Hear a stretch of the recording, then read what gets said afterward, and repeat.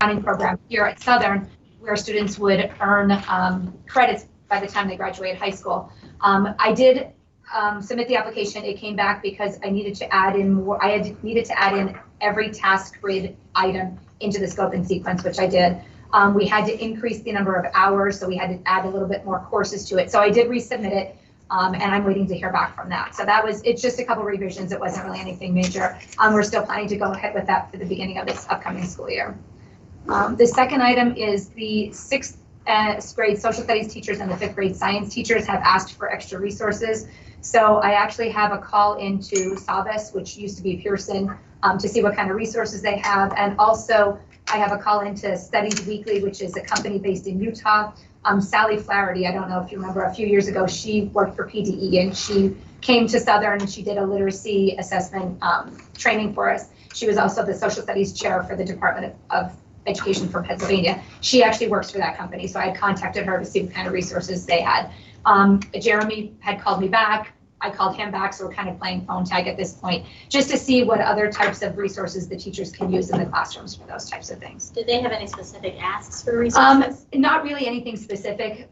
The sixth grade teachers are now going to be teaching ancient history, kind of like, you know, the Romans. So they wanted more substantial things to use in the classroom. So nothing in particular, just kind of what was out there. So I am looking, you know, towards different things like that.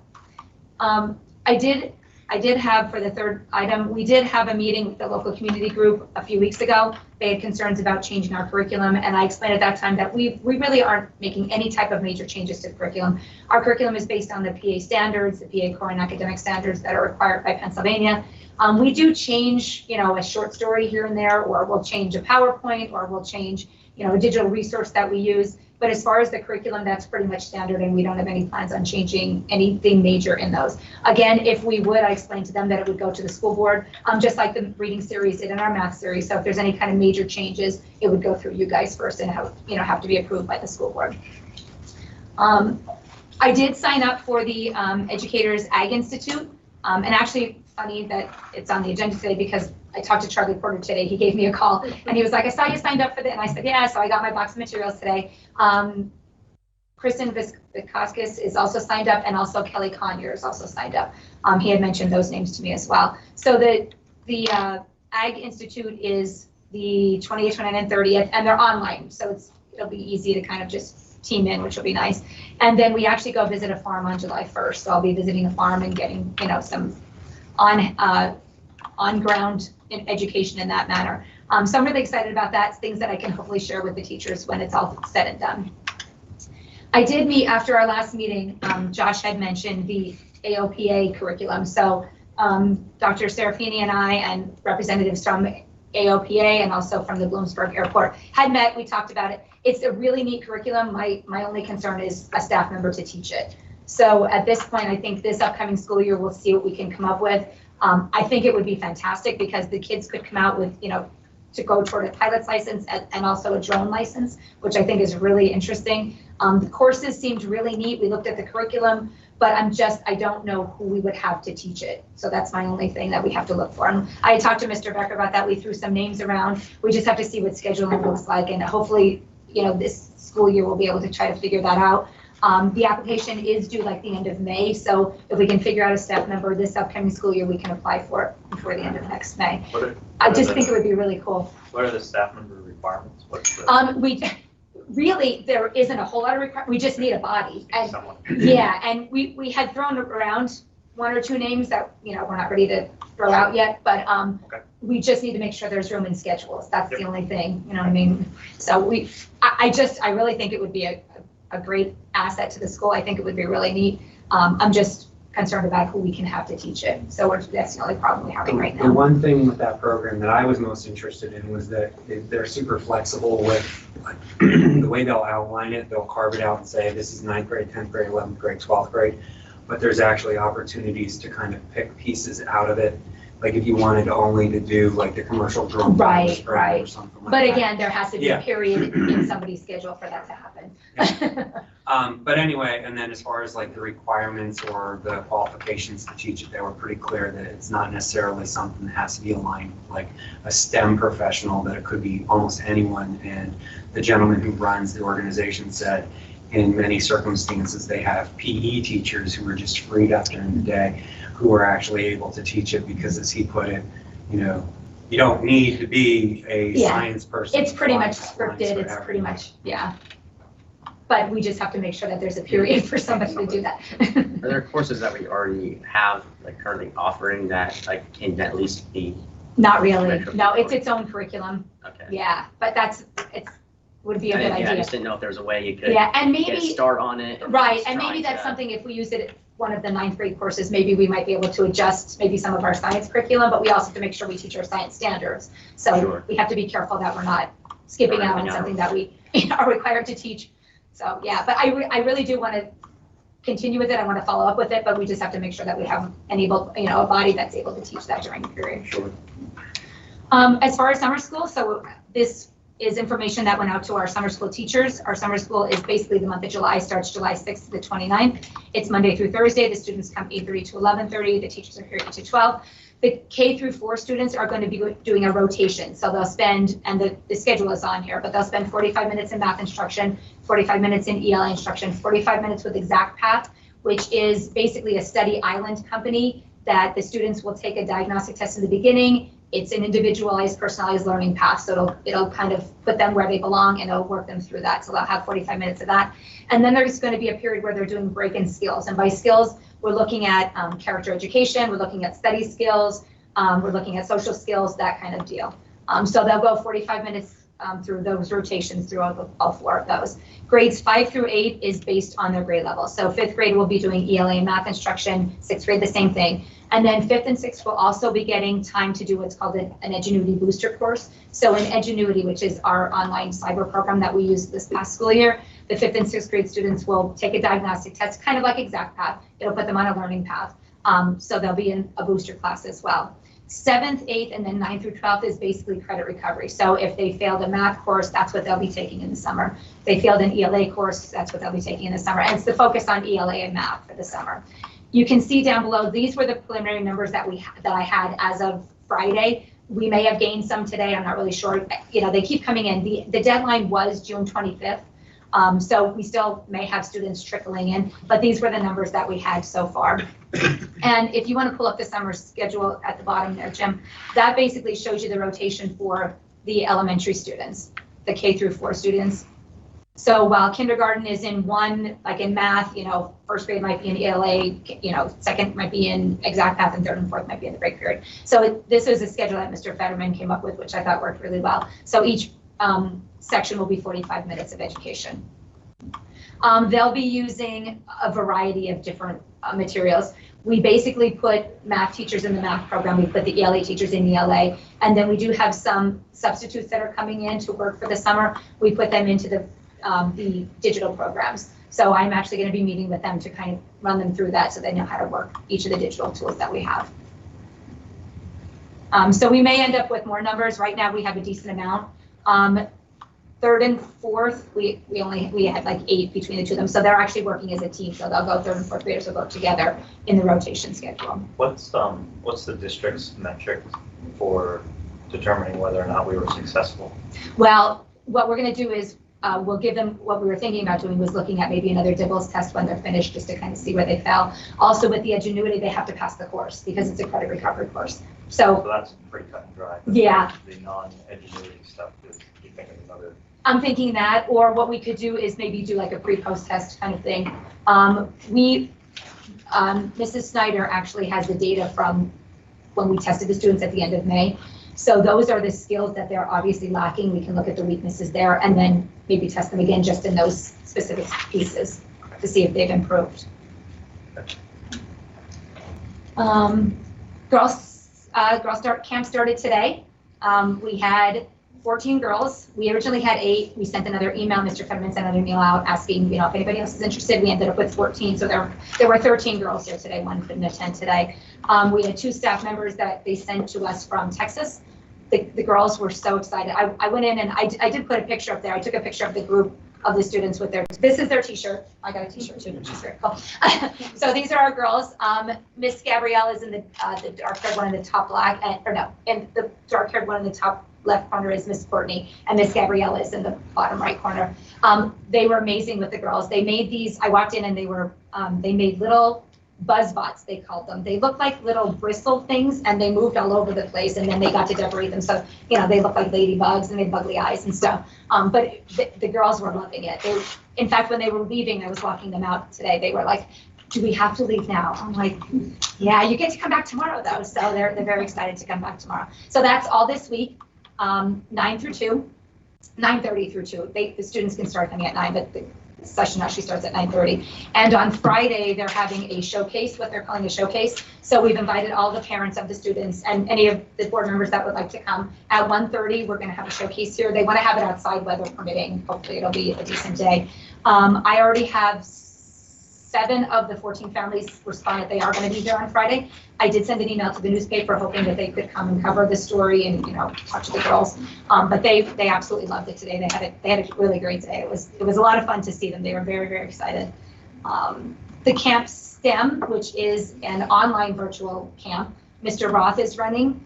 It's through CareerLink. I actually put a couple pictures on there too. I logged on today. They were making towers out of spaghetti and marshmallows, which was very interesting. So I couldn't get a picture with my computer, but that last picture actually, Jim, if you want to go to that one, it's probably clearer.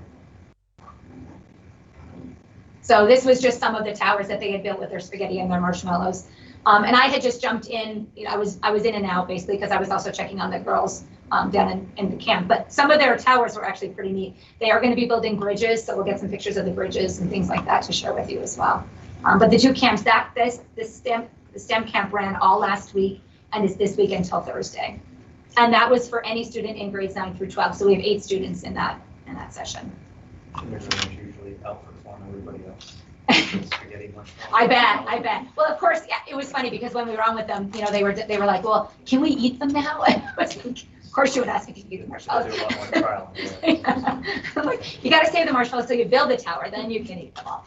But it was neat, you know, some of the kids they had to measure them, and then some of them were like, well, can we break the noodles at half? And Mr. Roth was like, you can do whatever you want, it's your tower. So it was neat to see them come up with different designs. So that was cool. The next thing on the agenda is I'm going to ask you to approve a contract tonight for our EL teacher. We found an EL teacher for next school year. Again, like I said before, we do have 4 EL students who require services. So the contract is on there. I did, just so you know, I did make a few tweaks to the contract, of the one that was already posted. I had talked to the teacher on my way here. She asked that we not start until the first day of August, our first actual school day, and run until June 30th. And she asked me to tweak the wording to change it from teaching to supporting language, just because of retirement things. She wanted to make sure that everything was clear on that. So that is on the agenda for tonight. We did talk to, Jared Campbell is a consultant at Patan in Harrisburg, and he's a really neat guy. He has a lot of math knowledge. I had him come here a few years ago to teach what's called CRA math, which is concrete representational abstract math, to our kindergarten and first grade teachers. And we had talked to him, Jim and I had talked to him the other day. We were wondering if we were going to get into an MTSS session, a cohort that Patan is running. But when I spoke to him, he said, why don't we take this year and we'll work with him and his team individually. He's going to come here July, I think it was, right? I think it's July. I think he's coming up here in July. He's bringing his team up. He's going to walk us through, you know, the best way to find a math series, the best, you know, resources to use for math. So he's going to kind of help us run through this school year. And then he said next year we can get into the MTSS cohort if we'd like to do that. But he thought it would be better if we just kind of met individually and worked through it as a school and with, you know, his team from Patan, which I think is a great, I mean, we're lucky to have him come. He's really interesting. And he'll be a great help with our upcoming math series. For next school year, we did dibble, as you know, K through 4 this year. I'm looking to extend it K to 6, just to get more data on the students. And I spoke with Mr. Callahan the other day. We're looking to also implement CDTs so that we get more data on our students. We're just looking for different ways to add data, especially with middle and high school, because really all we have is Study Island right now. So the CDTs will help with that as well. So we're looking to implement that for next school year. As far as federal programs, I am working on the federal program applications. They are due. They're not really due. I make them due the end of June because then we get our money earlier. So we always want to do that. With the preliminary numbers, we did get an increase in Title I. Hopefully that'll stay. We got about $26,000 more than we did last year. In Title II, we're looking at almost 5,000 more, but we lost almost 2,700 in Title IV. And you can see what those titles pay for. We also currently have 3 students at St. Joe's that we need to provide services for, and I'm still waiting to hear back from St. Columba about how many students they have. And initially, he told me he may only have 1, if that, but I'm waiting to hear a definite back before I submit the application. So the application is basically ready to go. I'm just waiting to hear back from the non-public schools to make sure that we didn't miss any students there. So to make sure that we do that. As far as trainings, Mr. Becker and I attended the first of 3 Act 13 trainings, which is basically about evaluations. We do have 2 more, one's tomorrow, and then one is the following week. So it's pretty much looking at the new Act 13, how evaluations are now changed a little bit. And Dr. Serafini, you can jump in if you'd like. So basically, we're putting more emphasis on the observation and the practice of the teachers rather than the building level scores and the SBP scores, which is different than it used to be. Another element of that will come out is the administrative evaluations, which are based on the framework for leadership. We'll also have building level performance goals that are going to be incorporated into it. So we'll also have implications for the principals and special ed directors as well. So tomorrow, I think our focus is the district selected measures and then and the teacher specific data. And then the last time we meet is the student performance measure. So it was 3 modules. Also under training, in July, members of our administrative team will be attending an in-person training at the IU 16. It's the PASCD Evaluation Learning Academy, sorry. Some are going like July 20th, 21, 22. I know I'm going 26, 27, and 28, just because I didn't get into the first session. So again, that has to do with evaluations and understanding the data and the collection process, using data to inform evaluations, which will be extremely helpful, and ways to help improve practice. Who's going to that? I know Mr. Fetterman signed up. All of our principals are Yeah, signed up. Mr. Callan, and then I'm signed up, I'm and I signed think, is Mrs. Snyder signed up? I'll have to check. Yeah. So all of the principals are going? Yep. That was part of the curriculum plan, wasn't it? Yep. Okay. And that's pretty much all I have. Is there anything that you guys had questions on or anything you want more information on? What percentage of the kids that were invited to summer school in Oh. elementary are coming? That's a good question. Well, I can tell you that 96 letters went out, and we have what, 8, 16? Yeah. So. Yeah, about a third. Yeah. Now I did talk to one of our elementary secretaries this morning, who said that there was another student that's supposed to come that was not included in this, but she's been trying to get a hold of the parent to make sure that he is coming, but there's been no answer. So, and like I said, this may increase a few more before July. They do have until the 25th. That was the deadline for the application. So we may end up We adding a sent couple more. letters, do we email as well, or just? Letters, emails, calls, phone calls. Yeah. We hit all bases. That's why you had an opportunity. Yeah, yeah. Absolutely. Yeah, there was plenty of correspondence concerning it. Okay.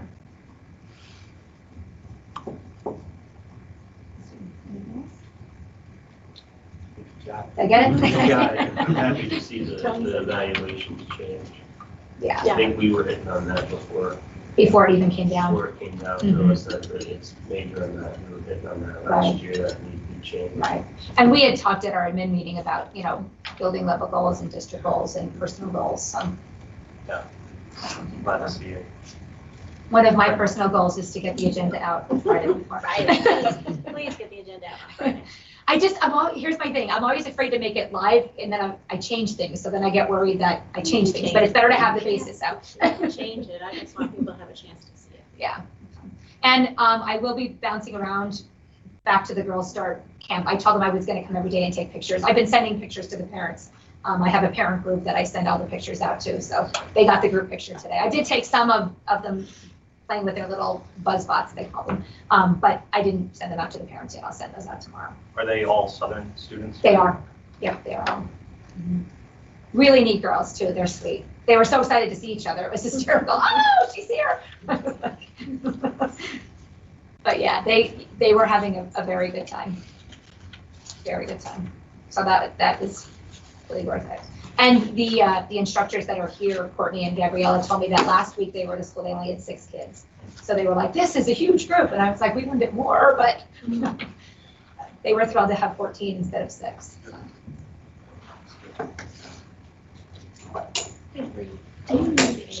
Mr. Madden, any comments from the public? There are no public comments at this time. Okay, we'll adjourn this meeting till 7 p.m. when we start the June school board meeting.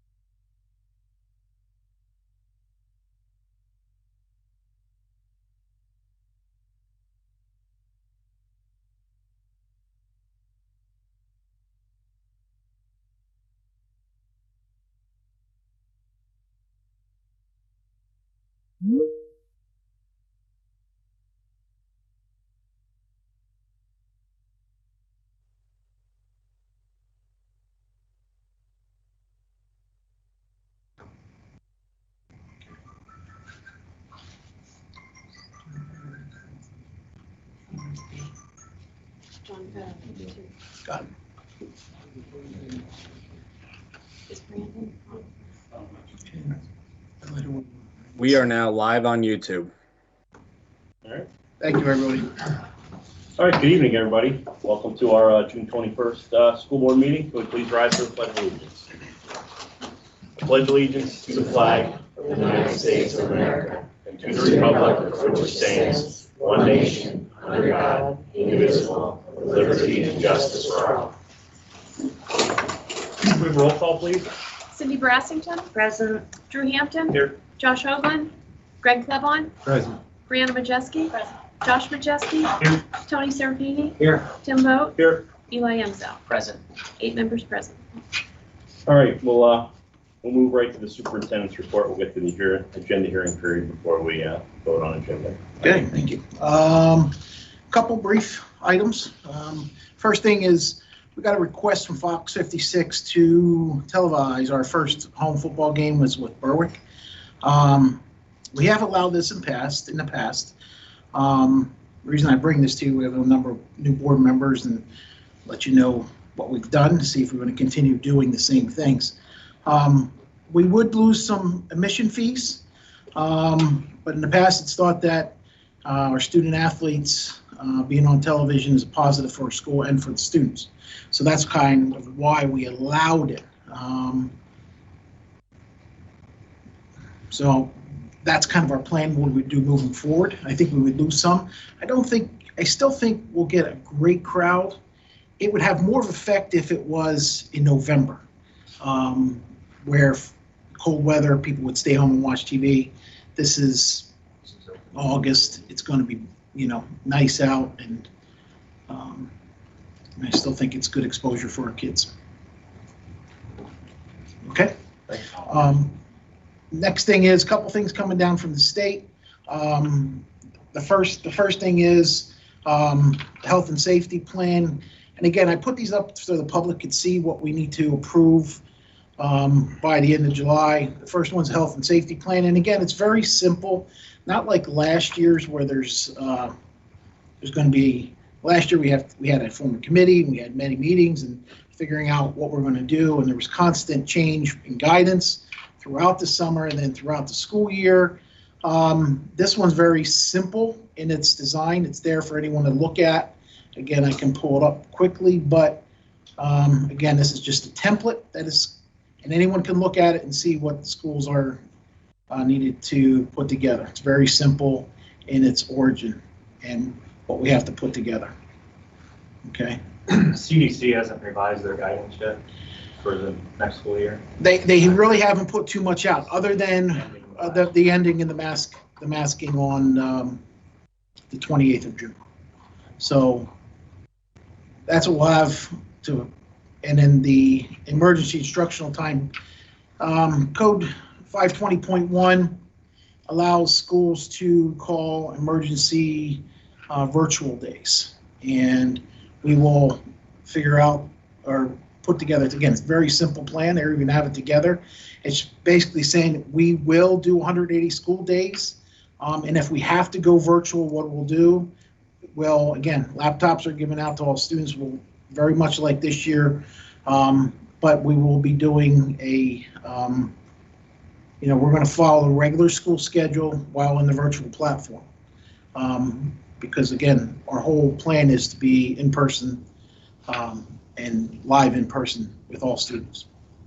How is this different than FID days? When FID days were initially put together, no one in the Commonwealth had the knowledge that we had the ability to do what we did. The pandemic forced us into a lot remote learning at a higher level than what FID days were to do. In fact, we have an MOU with our union teachers union that is actually outdated and antiquated. It's just not something if we went back to that, we'd be taking a step backwards, in my opinion. So my job this summer is going to try, or this school year is try to get that changed. Because if we have it the way it is, we're not going to do it. So I might ask down the road for some board action to get rid of it and then we'll have to see what we do, because if, again, we have the ability to do remote learning in real time and have real activities instead of packets, pamphlets, that kind of type of thing. Which that's what was the initial FID. It was more of packets and things like that. So we're still planning on doing FID days then? Not this Or coming year. That option is there though. Well, we do because we were approved for FID days. Okay. But since we're allowed to do virtual days because of 520.1, that's the, Basically, it's obsolete. yeah. But we'll have to work on getting that MOU changed this coming school year. After that, the executive session needed to talk about personnel. Anyone have any questions for me? Moving forward. All right, moving on to committee reports. We had a report on facilities from Scott Tomkevich. He just gave us a brief overview of his summer projects. Moving on to finance. Finance committee, we covered summer activities and transportation for athletics and summer activities, the relocation of the repeater to the Columbia County-owned tower, and then the increase in electricity rates that is upon us. That was all in our June 14th meeting. Mr. Becker, I have something to share here if we can. Yep. Take control. I can. Can you make that bigger? Your screen. So that the people sitting here can see it as well. So, given that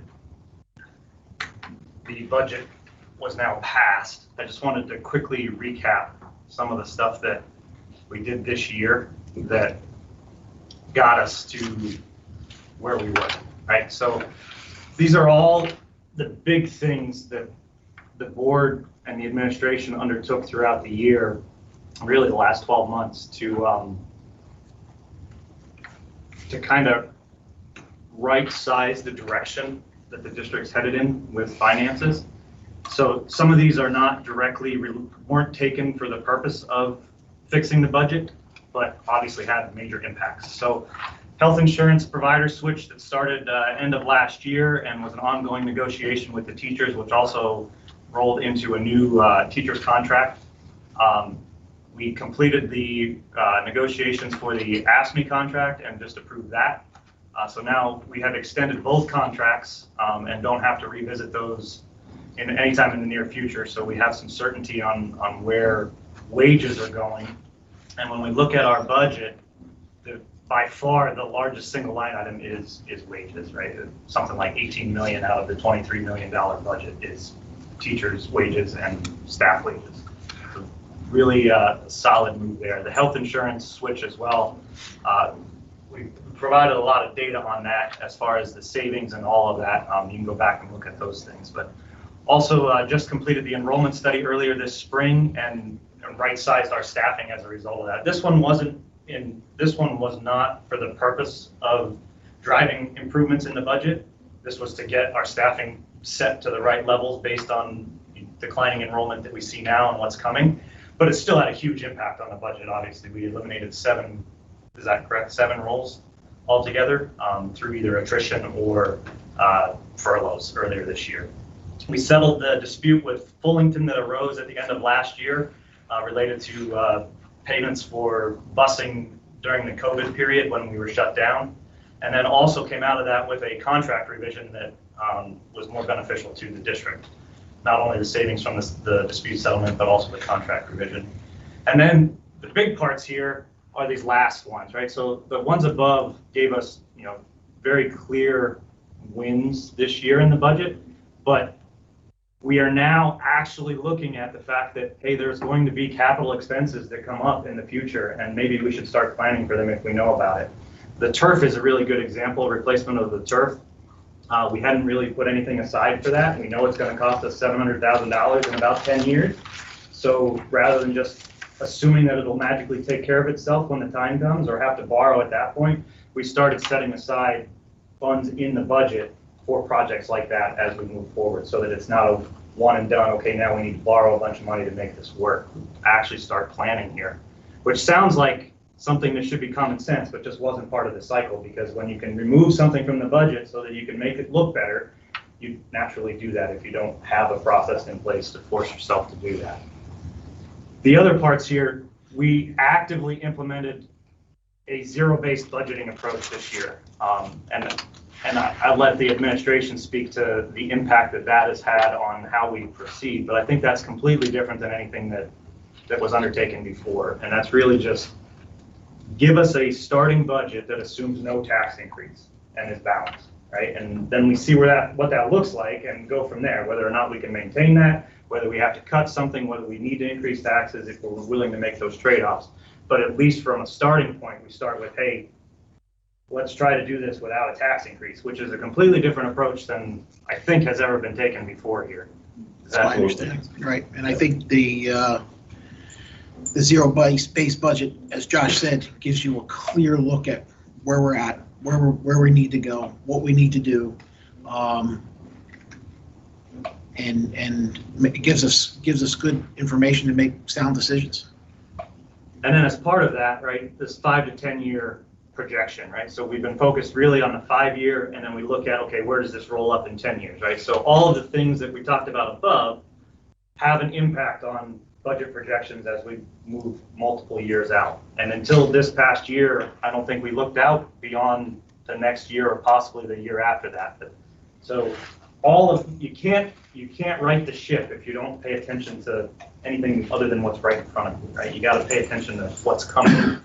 So here's what we saw as a result of that, right? And I wanted to summarize this because a lot of this happened piecemeal. A lot of it happened in negotiations that we couldn't talk about until they were complete, and then we couldn't cover the details of them because of the contracts and the settlements and whatnot that went with that. But on net, from all those things that we just talked about, we eliminated about $2.5 million in spending over the next 1 to 3 years in a one-time fashion.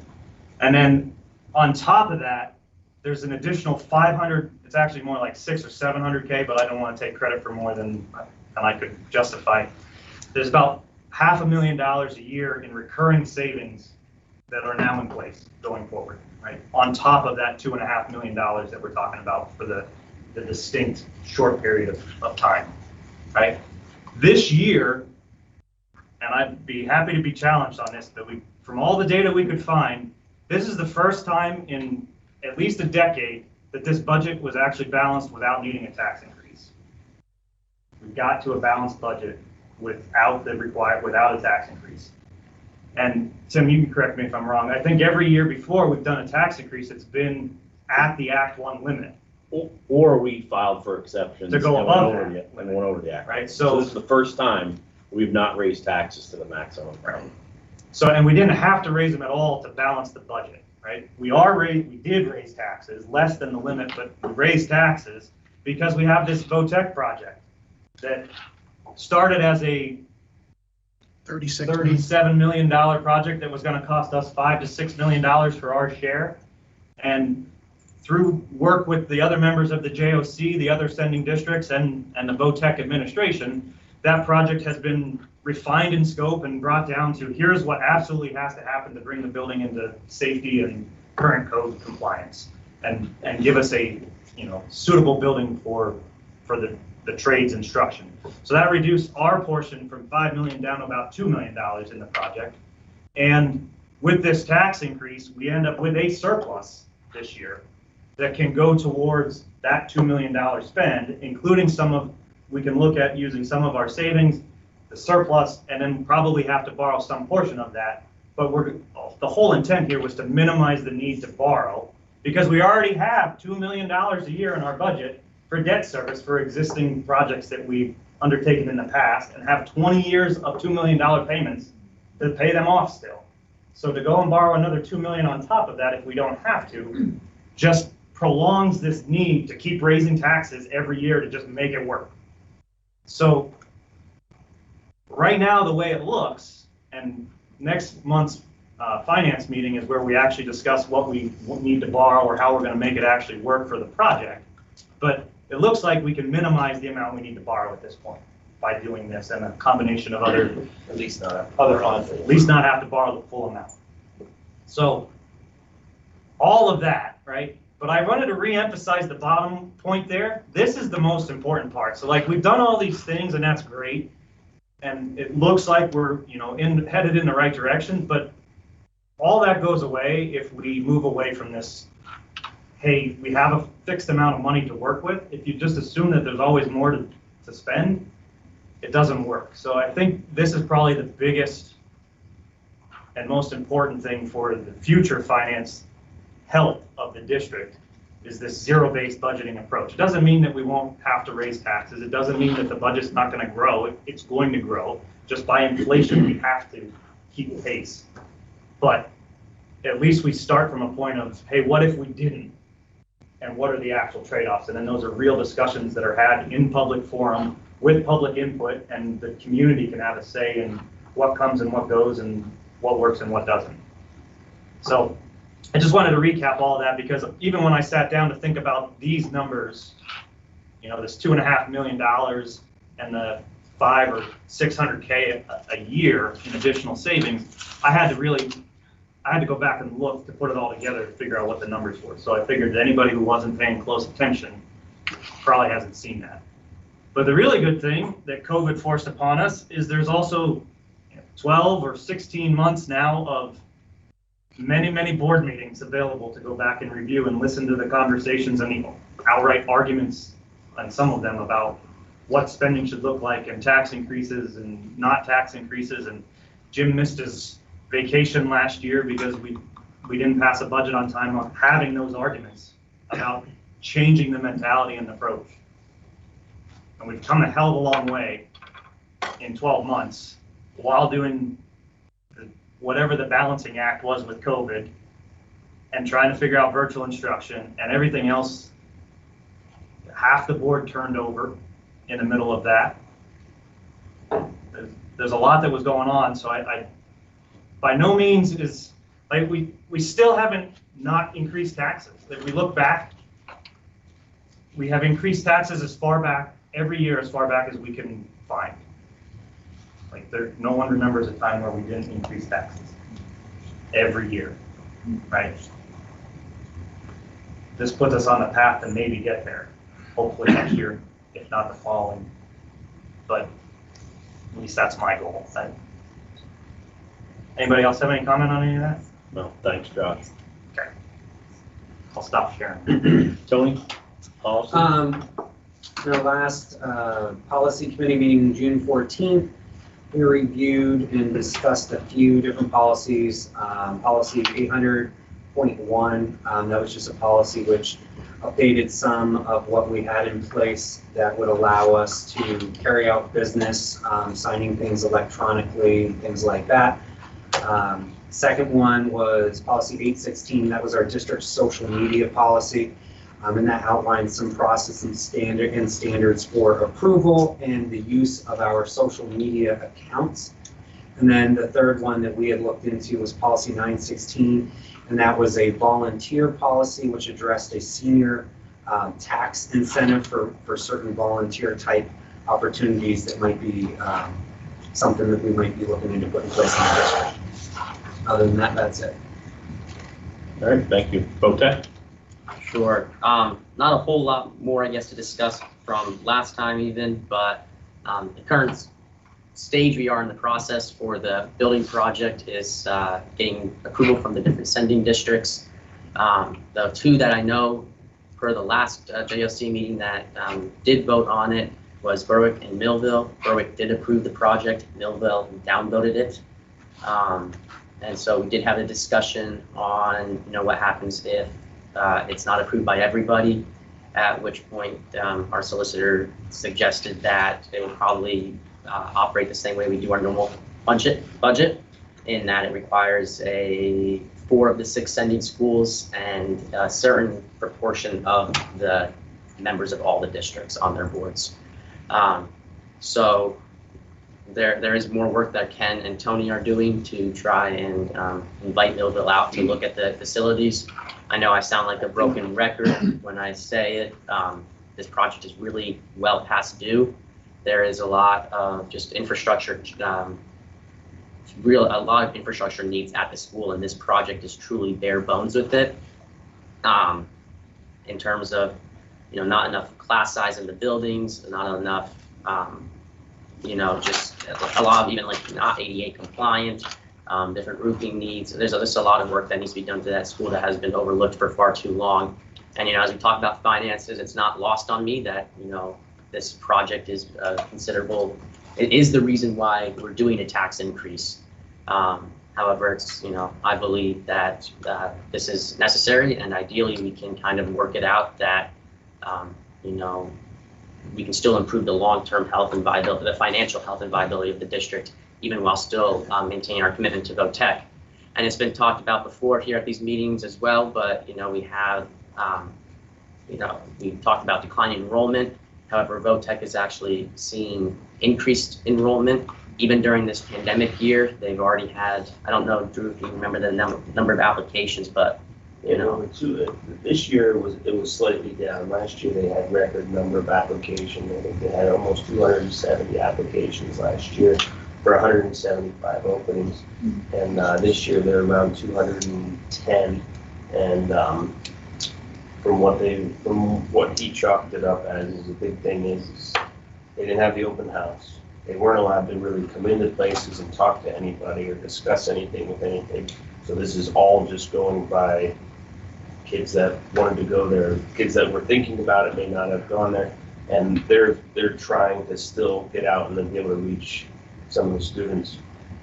But I believe from what they said was that it was, I think, was it 3/4 have their applications in completed and or so.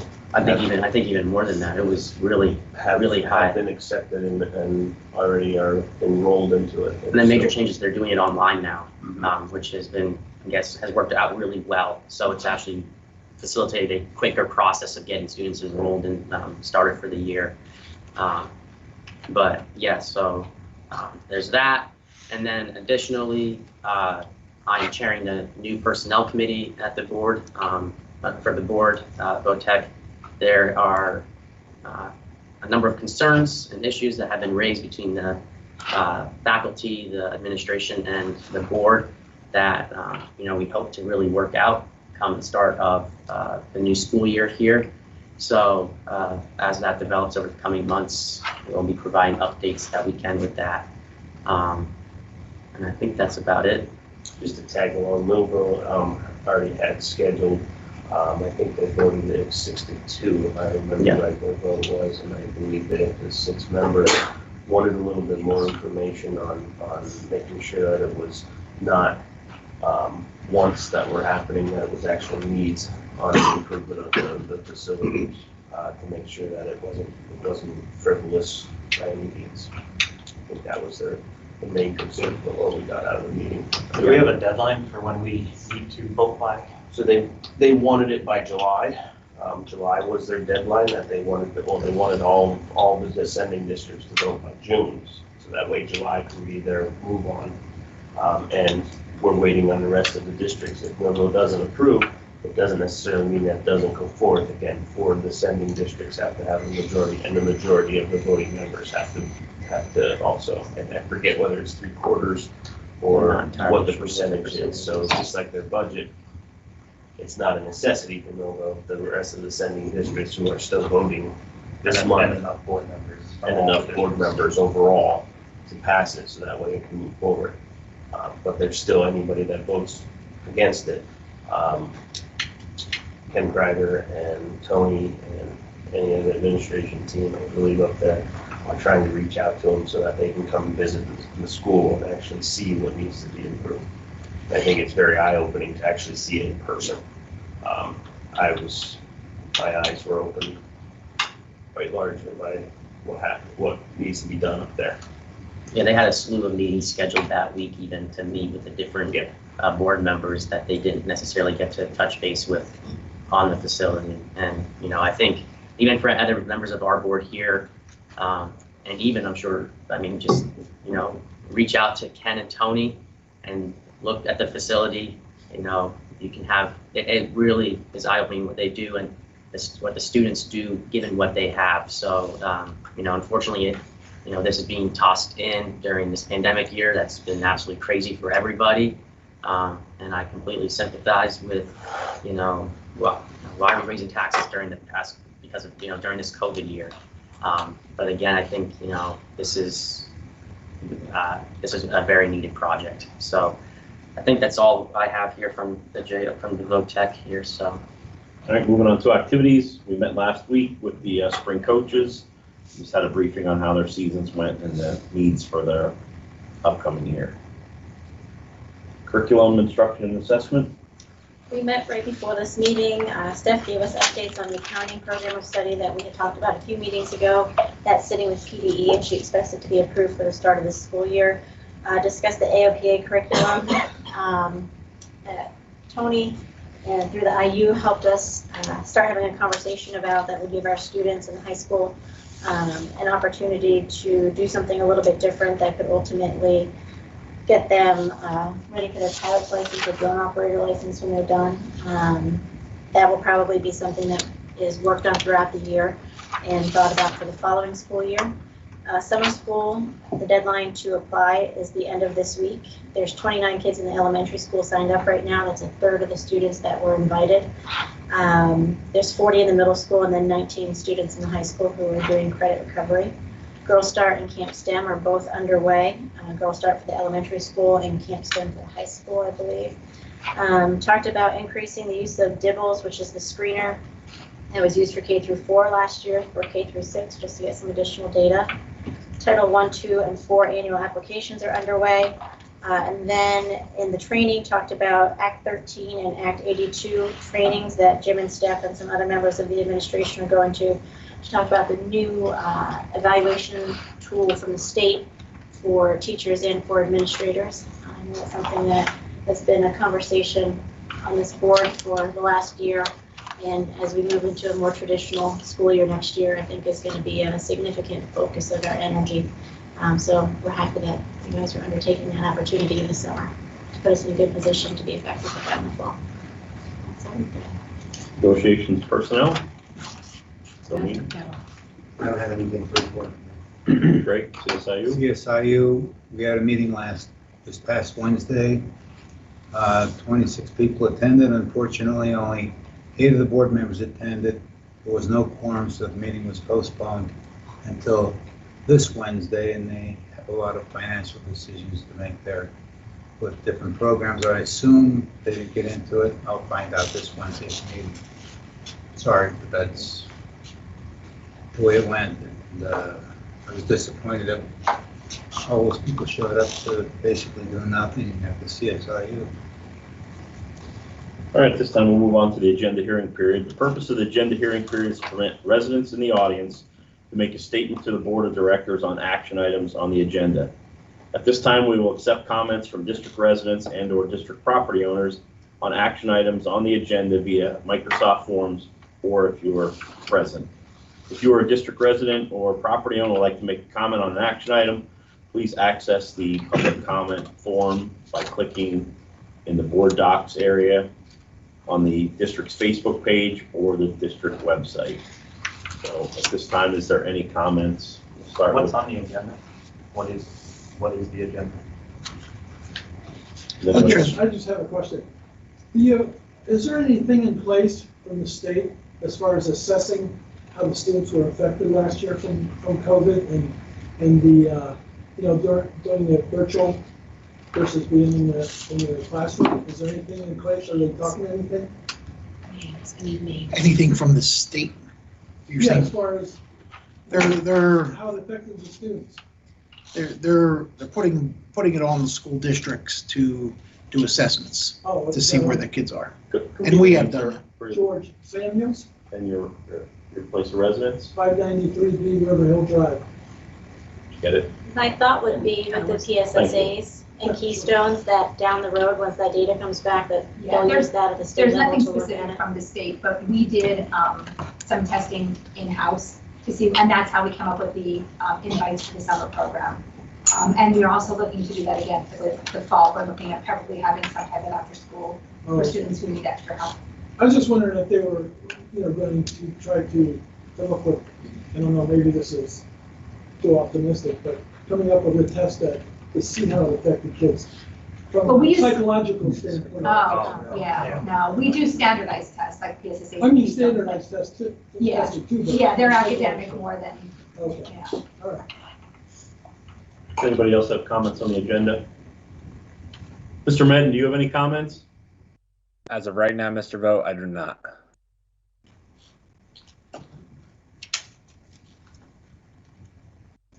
I have a comment and question. It has to do, my name is Christine Smith, by the way, and I live at 1347 Old Reading Road, Hadassah. I'm a teacher as well by profession, 14 years. And I was looking on the PD website at the ART ESSER and the guideline booklet for that. I took some screenshots of the bullet points as far as what schools are required to implement. I'm seeing the word equity in that appear in that guideline booklet quite a bit, and I think we all understand the political connotations of that in this environment right now. From the sound of it, it sounds very good. Part of that is addressing students' emotional, social, and emotional needs. Some things that were concerning were just things that indicated that the school is going to be more of a social service. One of the bullet points said that the school, appointed school personnel will be visiting parents and students at home. And that's concerning because who visits parents and students at home from the state? It's children and youth. And I think that if parents don't want a knock on their door from somebody that is representative of the state, which is people from the school district that do represent the state, mandated reporters, if they want their right to privacy, they want their right to parent their kids in the social emotional area. I think that that's a big concern. Some of these bullet points that you're adopting with the ARP ESSER, this is the third wave of money that they're rolling out, but it looks like there's a whole lot more involved with that. So I'm not sure if you all were aware of that. Are you aware just of, all the stipulations and what would be required to do in exchange for that money?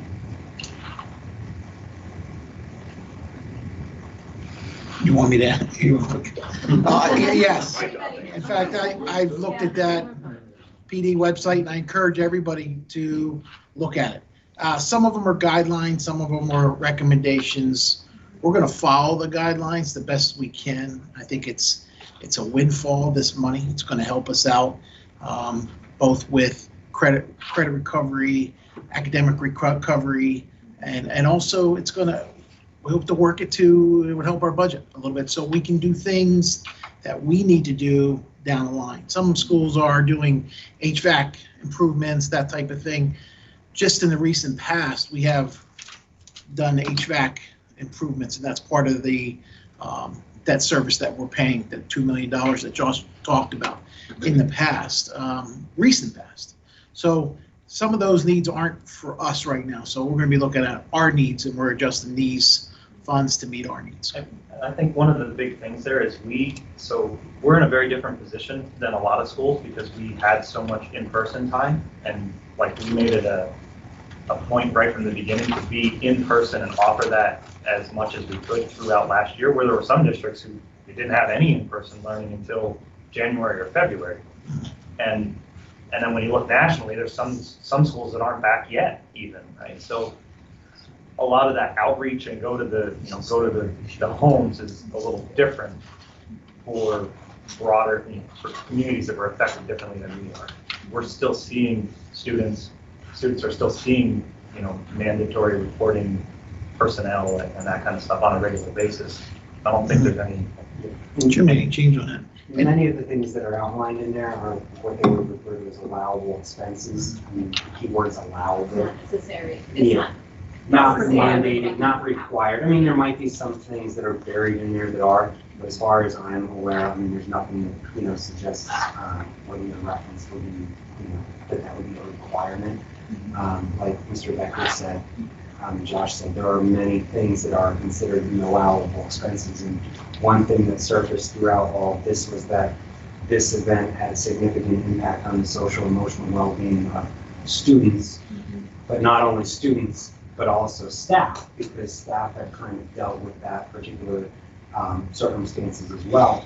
And in that particular piece of legislation, there's also allowable expenses that are directed towards improving social emotional well-being for students, improving social emotional well-being for staff, staff development to help, with social emotional wellness and things like that. So there's a whole bunch of different things that are outlined in there, but they're merely allowable expenses, not necessarily mandates. Yeah, I think this being a rural school, it does pretty much represent the population very well. Everybody here lives here, their kids go to school here. But I have seen the social emotional learning curriculum. There's Nearpod, for example, that's a really big one for delivering that content. And I love Nearpod, that's a great program. But they have the whole curriculum already set up for you. And I would just say, in addition to his comments about the ESSER, from a curriculum standpoint, you have to be so careful about the curriculum that's free, because. Well, we use, and Mrs. Snyder's over there, I believe, but we use Positive Action. We started Positive Action, which is our social emotional learning curriculum that we started, not last year, the year before. Pre-COVID. We piloted it and noted that. And we started using it this year, so that's what we'll continue to use. Right. And that's not a free one. It is a research-based curriculum, and we did explore, talk to different districts, went out to see what they were using, went to Millville, some other local districts that we felt were very similar in demographics and those Okay. like that. Yeah, it's a concern because it teaches values, and values are very close to religion. That's all about what you believe, how you behave, how you treat people. And when they are guiding students to accept things that probably, more so in their family's values, they would not tend to accept. It's like almost the kids are forced to agree to something that their own private reservations, their own conscientious objections would, those would arise. And there's not a lot of room sometimes in our modern day to express those alternative opinions because they seem like it's very slight. There is such a fine line between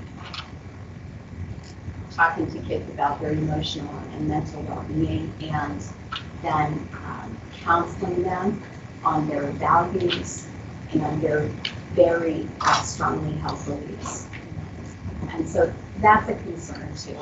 And I'm sure you all are very grounded, I think, in looking at what you're giving the students here. But it's a concern I have just looking at the content that's out there, especially the free content. Just who is influencing that? What kind of big corporations, large global entities that are influencing? All right, does anybody else have any questions on the agenda? Very good points. Thank you. Mr. Madden, any others? There are still no comments through forms. All right, at this time, the chair is looking for a motion to approve the treasurer's report.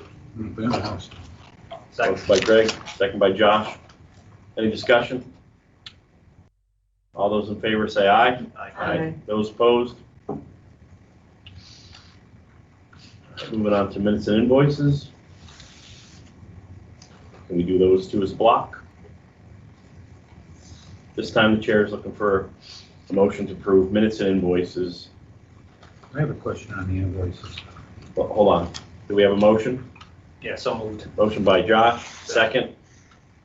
Second by Drew. Any discussion? That's all you. Yeah. I was wondering, and Mr. Becker probably answer this. How do our kids find these different cyber schools? Because I'm looking at the tuition for this past month, and it's $30,000 for the Commonwealth Charter School, and then there's 4 other charter schools here.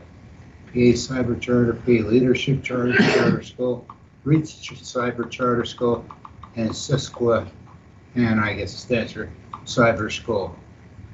How do they search out these different cyber schools? I thought they all just went to 10-1. No, unfortunately, there's a number of cyber charter schools across the state. You watch TV, the commercials are on TV. There's billboards, drive down 80 or 81, there's billboards for cyber charter schools. So it's not hard to Google search on it. It's big business then. Yeah, absolutely. It's absolutely business. And these schools have a budget and are allowed to advertise. Now, do they do virtual classrooms with these cyber schools, or is it a brick and mortar building? No, it's all virtual. It's all virtual. It's There are brick and mortar charter schools. We don't have any within our district. And there's no way to influence them to go with the cyber. We have, was it?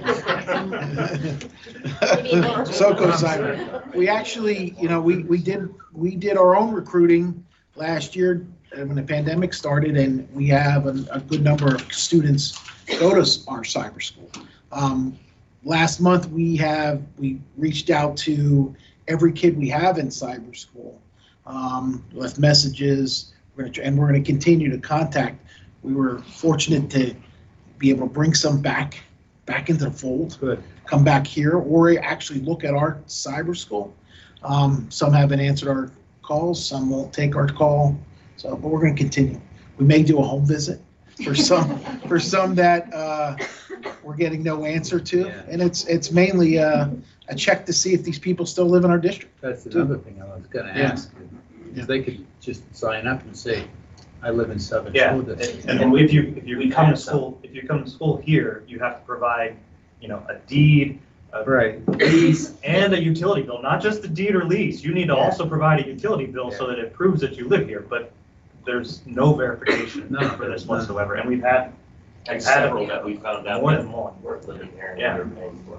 Yeah, Greg, I mean, to talk some more about it, I know Cindy, myself, and Josh Hoagland, we actually sat down and met with Senator Gordner and Representative Mosser, and we just wanted to talk to them about some sort of reforms. There's a lot of information coming out of, major overhauls with it.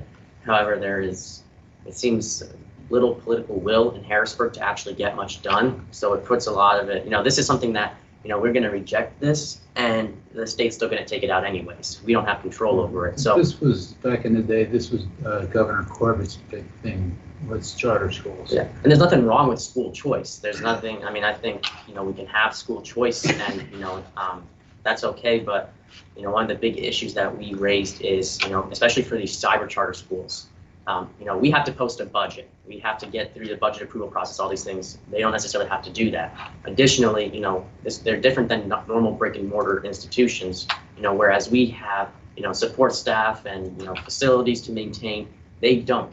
And so, a lot of what we talked about and some of the ideas that were floated were, just even simple price transparency. How much are these different places, these different institutions actually, making, and how much does it actually cost them to educate a child? Because the cost for us is significantly higher than the cost for them.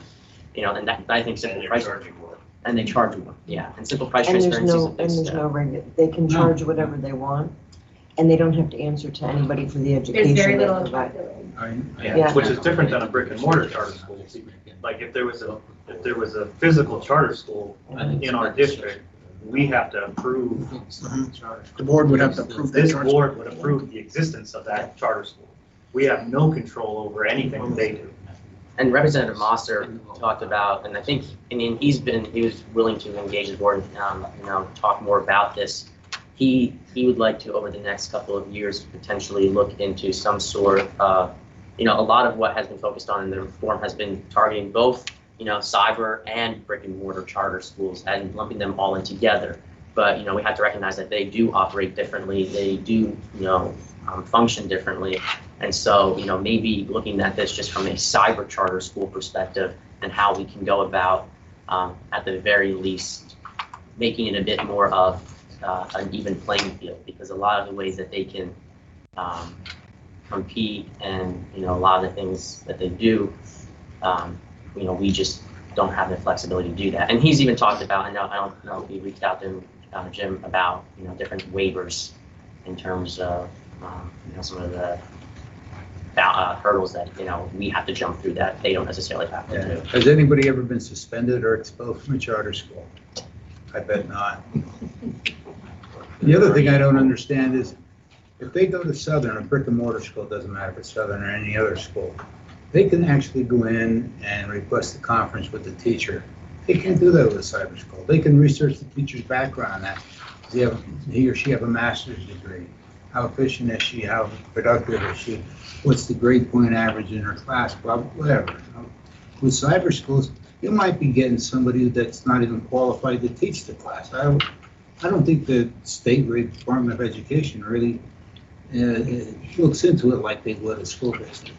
I'm sure that, they're not all made equal. I think that's over generalizing. There's some that perform well and there's some that don't. So, and that's a tough thing. Even just simply, some decent reform would be, how is there a system of making sure that the students are from the district that they're, that they're there. They recruit. It's paying for them, yeah. It's a recruiting process, right? But those are excellent questions to bring up. So if we should do these separately, if we're gonna pull that motion for the invoices. No, We don't need to? There's no point. no, this is just a question. I'd like to vote no on the invoices, but there's no point. If the motion is approved monthly invoices with the exception of the following, and they're It's out, already set up. so they're already set up to be Because I out. asked for that, because I want to vote no, even though it doesn't matter. You don't have to vote no, you can vote yes No, I'm now. gonna vote no.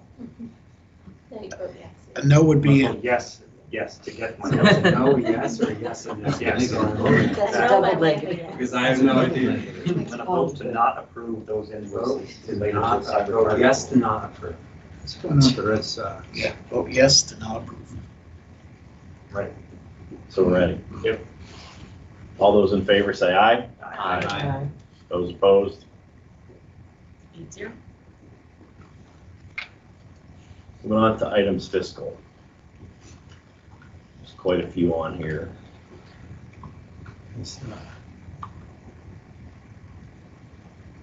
I know you guys talked about the VOTEC. Are we holding that off until next month, or are we? I know the VOTEC is asking us to approve, at least have a vote on it tonight. I think, as Drew said, everybody would by July.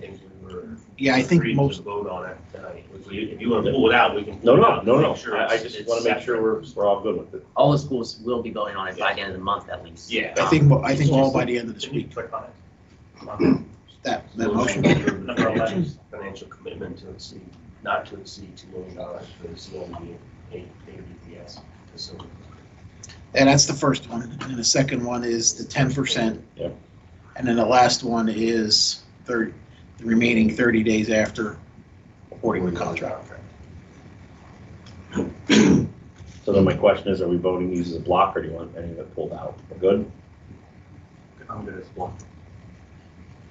All right, this time the chair's looking for a motion to approve items fiscal. And that would be number 1, 2, 3, 4, 5, 6, 7, 8, 9, 10, 11, 12, and 13. So have a motion. So moved. Second. Second by Drew. I think Any it's, discussion? I think it's good to point out the healthcare premium caps that were able to be negotiated. 8% renewal rate cap is phenomenal, to say the least. It actually makes my 2.5 number bigger. Yeah, but, because when we were talking last year with Blue Shield, it was what, 32% increase? Started at 35. Yeah, and I think we got it down, negotiated down to like 26, I think it was. I think right around there, or something close to that. Percent increase. Percent increase. Yeah. It wasn't, that's a percent increase, and to have an 8% cap increase. And we had a reduction. And we had a reduction this year of 5%. 5%. So to see that as fantastic. I wanted to point that out. Great for budgeting purposes too. Yeah. We can actually Budget something. Any other discussion? All those in favor say aye. Aye. Those opposed? 8-0 in favor. All right, moving on to items personnel. Does anybody have a problem that if we took out number 4 and took a little bit of a look at that at our facilities and finance meeting and then vote on that in July? I don't think it really, and I'll discuss what, when we get to, we just hired some brand new coaches and we're paying them more than what we're paying people who have been on that payroll for a long time. Like, we're paying girls, our new girls basketball first year coach, more than we're paying our soccer coach who's been coaching our girls for What are those numbers? What's like $500. I think it had to do with the length of season, because this was, and Tim, I think you probably were on here at the time. There was a whole study, length of the season, how many kids in the program, that type of thing. So that's where the starting salaries started. So there hasn't been over the years any, if any, very little, minimal salary increases. So There's been none. yeah, so that's We why took money you away. might see a discrepancy. And some of the seasons are longer than others. So that's why the difference in pay. And those starting salaries were approved back in 2012. Yeah, so it's cut and dry. When we hire a boys soccer coach, you look at, does he have any experience? If he's a first year head coach, he's right at the, what is it, 4,000, I think it's 4,000 a year or something like, whatever it is on the approved list. Is there any reason we can't pull it out and talk about? I mean, you want to revisit it? if you guys want to talk, Look at it, fine. Even if we approve it as is, after we have Camps and more seasons and in-depth. Yeah, the only thing is, understand, we have hired our coaches for the school year. That school year ends June 30th.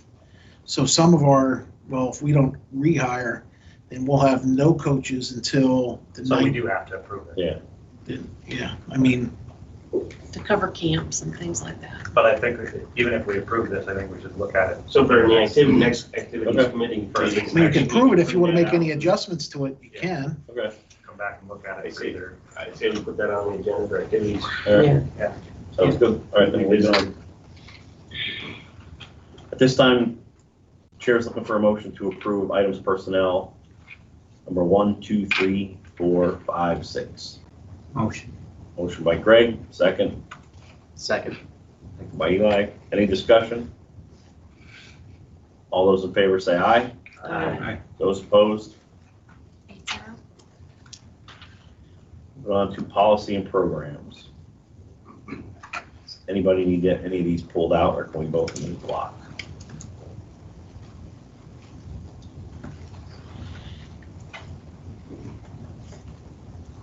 This time, Chair's looking for a motion to approve policy and programs number 1, 2, and 3. We have a motion. Motion. Motion by Cindy, Second. second by Bree. Any discussion?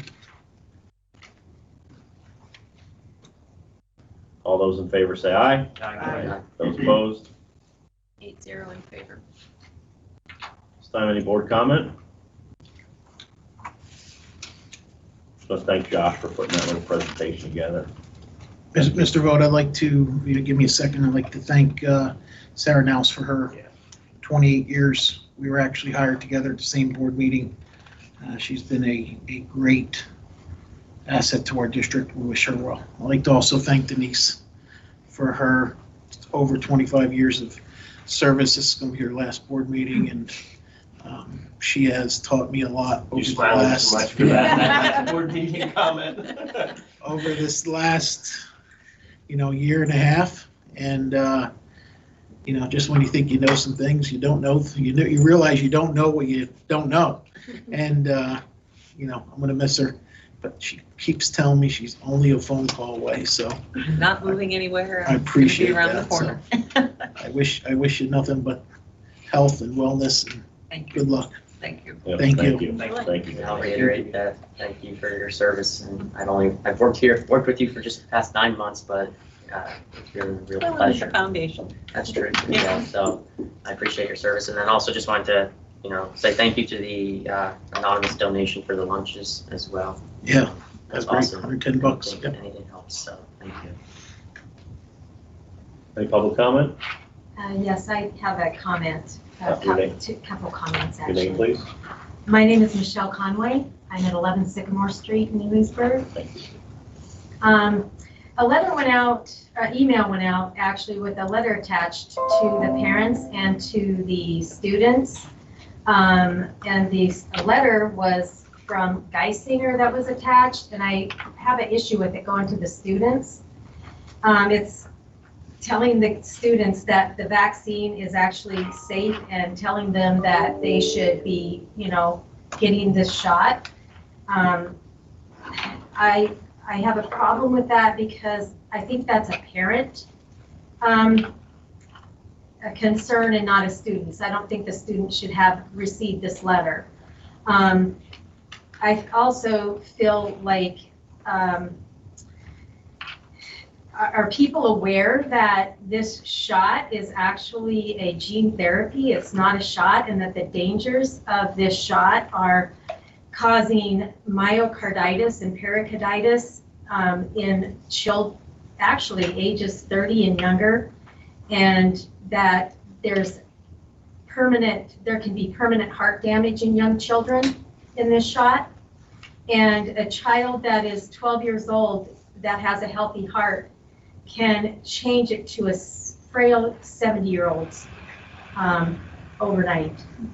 And I don't know if you are aware also that that there have been over 1,000 attorneys, 1,000 lawyers, and over 10,000 medical experts that have actually filed a lawsuit for violations against the Nuremberg Code for this vaccine that they're calling a vaccine. They've filed it against the WHO, the CDC, and the Davos group, because it basically is going against all of the Nuremberg codes. So I do have a problem with this letter going to the students. I think that's a parent discussion, not as a student to look at this letter and tell them that this shot is safe. So I don't know whose idea that was to send it. I don't know, but the board has consistently said that we support vaccines. Mr. Becker has consistently said. It's not a vaccine, it's a gene therapy. Yes, it's a vaccine. It's not, Okay. it's not And FDA. where is your medical degree from? By medical definition. Okay. It doesn't There's stop. no point in having this argument. We have, it is a parent choice, and you are correct, as to whether or not you vaccinate your child. Right. I can tell you that I have 5 children, and that they are before kindergarten through going into 3rd grade, and as soon as it's available, they will all get it. And that's fine, but that's your And I will decision. continue to recommend that everyone vaccinate their child or get the vaccine themselves Even as if soon there as is possible. myocarditis and pericarditis. Yes, because I've seen inflammation. what COVID does to people. So you have to make a choice, and that's a parent choice. Yes. And absolutely, you can weigh the consequences, right? Even if we give your son or daughter a letter that says, we recommend you get the vaccine, and here's all the scientific data about it, the good, the bad, and the ugly, and you go research it yourself. If they can't drive themselves to the hospital, you would still have to take them. So there's still parental choice involved there. But that doesn't change the fact that I will continue to recommend that everyone get vaccinated unless you have one of the conditions that has been identified as a real reason to not, and that you vaccinate your children as soon as possible. The real reason to not is an experimental. It's in an So is everything experimental. else in the scientific community. So, no, It's just, no, no. you are now paying No, but attention to these the folks process. produce- But So the we're point not is telling you you your have to choice. vaccinate your You kids. do what you want. We're not Nobody- requiring it to come to school. I get it, but it's, But I'm not, it's it's not gonna experimental. change the conversation that we're gonna provide the data. Okay, but From why the did you medical have to expert. send it to the children? Because Why we not just provide the, data to all of the why children not here just the for everything. adults? I don't know who sent it. I It's sent a I moot sent point that, because Josh. it already went. Yeah, that came from me. And And that, yeah, the parent, you obviously were aware of it, and to get your child the vaccine, the parent would have to be involved in that choice anyway. So if your point is you don't want your child asking, why am I not allowed to get this? That's a different conversation than, I don't want you to have this information and even know this exists. Right? So if you want to tell your child that all of this is fake news and all of this is wrong, and here is all of the violations of the Nuremberg Code, and here is all the scientific research that shows that you shouldn't get this vaccine, I think that's an awesome conversation, and I would commend Mr. Becker for starting that conversation in a home rather than just saying, you're going to do what I say, and we're not ever going to talk about whether or not you should make decisions and think about your own health.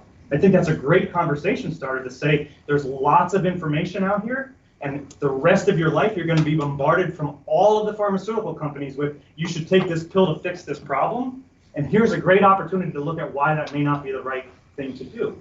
It's an opportunity for you to have that conversation, if nothing else, and say, look, this is not a good thing. And here's why. And then you can have, and you do what you want still in the end. Like we're not requiring vaccines here. We're providing the information that is generally supported by, I don't know, most of the scientific community at this point. That doesn't mean it's real. I agree with that because science is not, there's no such thing as settled science. I happen to have studied a lot of it and know that it changes constantly. So right now, the best thing that we can recommend is get the vaccine. If you feel that's wrong, Yes, it's wrong. then don't get the vaccine. You shouldn't be recommending. Why? You people are in a position of authority, and you shouldn't be recommending something that's an experiment in human gene therapy. That's what it is. Yeah, Okay. Okay, that's fine. But the recommendation from me as a sitting board member is vaccinate your children and get yourself vaccinated so that we can move through this and not have to revisit what we just did last year, next year. That's a good reason, to kill yourself, just so we can move through How many something. people? With thousands. Oh, Okay, come on, right wake now up. in the All right, United let's States, move over on. 4,000 deaths. I'm and moving on to the next 50,000 question. deaths. You've exceeded You your don't want to go in time. with COVID room for 21 days like I did and spend The 55 days in man the hospital. right, I basically, he nearly died. I almost died. Everybody dies from flu every year. Okay. People die I from didn't flu have every flu. You year. get the I had flu COVID. shot and And some if you people go die. on the from that. hydroxychloroquine, if Never you would have happened. been I'm able very to happy for you. get That's hydroxychloroquine or outstanding. ivermectin, you probably would have not had as hard of a time with the COVID. Wow. Do you have a comment? I don't know, but I got it bad. And I had pneumonia with it too. I was going to ask, I mean, I remember when I was in school, and if you had a medication, the nurse kept your medication for you, but she couldn't necessarily administer it to you. You had to take the pill yourself. So aside from all of the conversation about whether the vaccine is effective, whether it's a vaccine at all or whatever, what is your procedure for providing medical care to your students here at the school? Does that go through your school nurse, or does that come from your teachers? No, You know, the school nurse is the only one that handles medication. The only thing kids are allowed to have are EpiPens and inhalers. That's it. So where should medical advice come from? And how does the school handle providing medical advice to students? Does the school provide medical advice besides We tell here kids are the to, required vaccines? like this Here are the past year, we required- had them wash their hands, and if you're not feeling well, there's lots of things that every phone call that I would make, I would say to cancel school or whatever, check for symptoms, and so we're giving sound advice that we're getting from the DOH, You know, I did send that flyer. I sent it to, and again, I didn't think it was a bad thing because I knew students can't just go and get the vaccine. They have to go through their parents. Not all parents, I don't have all parents' emails. I have all student emails, so I figured I would blanket everybody. And again, it's a personal choice. I did talk to a couple parents who called me that day within the next couple weeks, and they said, at the end of the day, you make the decision for yourself and your child. I said, I'm just putting information. It was a vaccination clinic to help get information out. I mean, vaccination clinic information is all over the news, all over TV, all over the radio, wherever you look, there was information. I was just trying to help get that information out. And I think that probably today the lines are getting so blurred between, you know, those who are not qualified to give medical advice and those who Is are Geisinger qualified to give medical advice? Yes. Right, and that's the flyer that was, we didn't prepare the flyer. We provided the data and the information. You guys make the decision as you see fit. Have a conversation with your kids as you see fit. That's the whole point. At least you have the information. The whole idea here is if we didn't send it, there's going to be somebody who says they didn't know that it was available, they didn't know this was here, right? Like I said, I don't mind that the parents got it. So what's the problem with it going, why do you have a problem with your child seeing it? Because I don't, because children are very influenced by, But by a lot what of, is the harm in the them school. seeing that, right? Like, what is the harm in them reading that flyer in its entirety? What is, can they go and get the vaccine without your consent? Well, they're trying to make it possible to do that. But can they, right now? Right As it now, stands right now, not right if now. you went to Geisinger, if your child went to a Geisinger clinic without their parent, You know, I would don't they know. administer the vaccine? I don't know. Right, like, I'm not sure so- about that. So what is the harm in providing the information?